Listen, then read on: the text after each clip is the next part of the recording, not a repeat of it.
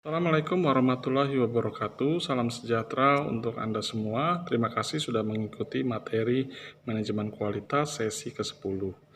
Nah, topik yang kita ambil di sesi ini adalah mengenai continuous process improvement. Jadi proses perbaikan yang berkesinambungan atau berkelanjutan atau disingkat CPI ya, CPI ya. Oke, kita lihat di bagian yang pertama ada proses model langkah-langkah atau proses. Kita di sini ada input, ada proses menghasilkan output, dari output ada feedback. Di sini adalah interaksi antara input, proses, dan output yang melibatkan manusia, sumber daya manusia, material, peralatan, metode untuk memproduksi, serta outcome atau output yang diharapkan. Nah, bagaimana kita memahami tentang proses ini adalah dari pertama detecting modenya, mode atau bagian yang perlu dideteksi. Terus yang kedua adalah bagaimana pencegahannya, langkah pencegahannya sebelum kejadian atau kerusakan terjadi. Ada berbagai macam cara untuk memperbaiki. Di dalam teori kita membagi dalam 5 cara, yaitu dengan cara reduce resource input. Inputnya yang sumber daya yang digunakan itu dikurangi. 2, mengurangi tingkat errornya. Yang ketiga, kita memenuhi atau melebihi harapan dari pelanggan. Itu. Yang berikutnya adalah membuat agar proses yang dilakukan itu menjadi lebih aman. Misalnya di pabrik tingkat kecelakaan menjadi zero, ya, tingkat barang salah alamat menjadi tidak ada sama sekali. Terus langkah yang berikutnya adalah membuat proses itu lebih memuaskan bagi orang yang melakukannya. Nah, ada berbagai cara atau strategi untuk memperbaiki proses. Ya, satu, apa yang rusak itu harus diperbaiki. Dua, ada dua cara nih, dua tingkat pelaksanaan. Jika customer receive damage product, barang yang rusak, perbaiki, terus cari solusinya secara berkala, bertahap, atau berkesinambungan. Terus juga cara yang kedua, mengurangi penyebab dari problemnya itu sendiri yang memberikan dampak yang sifatnya solusi jangka panjang. Kalau tadi kita memperbaiki, sekarang kita harus membuatnya lebih baik lagi. Kalau tadi memperbaiki itu ada yang rusak, kalau refine itu udah bagus, dilebih baguskan lagi. Ya, itu melibatkan produknya, melibatkan prosesnya, dan jasanya. Ya, ini bisa berlaku bagi Anda atau pekerja secara individual maupun secara tim. Ya, nah drawback-nya itu apa? Secara berkala akan tidak bisa melihat keberhasilan dari manajemen terhadap kesuksesan karyawan karena semuanya diperbaiki terus, ya. Terus resisten peningkatan yang terus-menerus untuk menolak dari karyawan itu juga kurang di sini, ya. Nah, itu cara yang bagus untuk lebih cepat, lebih baik, lebih mudah dengan pemborosan yang sedikit, ya. Nah, cara yang strategi untuk memperbaiki dari kualitas itu dengan renovate, ya. Ini dengan cara mencari breakthrough atau penemuan yang baru untuk perbaikan, ya. Outputnya bisa saja hasilnya sama, tapi di sini Anda menggunakan inovasi dan teknologi yang advance, ya. Lebih mahal tentu, tapi orang sekarang seneng bikin sampo, misalnya ada teknologi tertentu menggunakan sel misalnya, ya.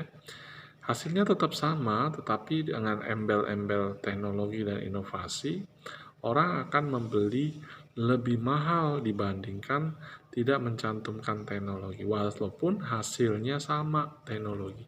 Mungkin ada elemen benefit lainnya, misalnya mengurangi sampo itu, mengurangi dengan teknologi baru, mengurangi kadar ketombe 80% misalnya, ya, dan lain sebagainya. Contohnya bisa diberikan. Reinvent itu strategi perbaikan dengan memperbaiki proses thinkingnya.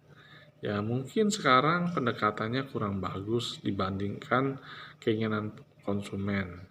Terus ada hasil yang lebih baru misalnya dari produk dan jasa serta aktivitas yang ditawarkan. Mungkin awalnya dengan, ngebayangin kalau kursi saya dikasih roda, maka lebih nyaman buat saya. Jadi ada kursi roda ya.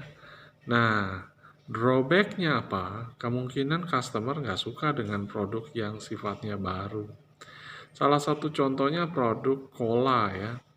Dari cola yang klasik dibuat cola yang modern, rasanya berbagai macam, kemasannya berbeda.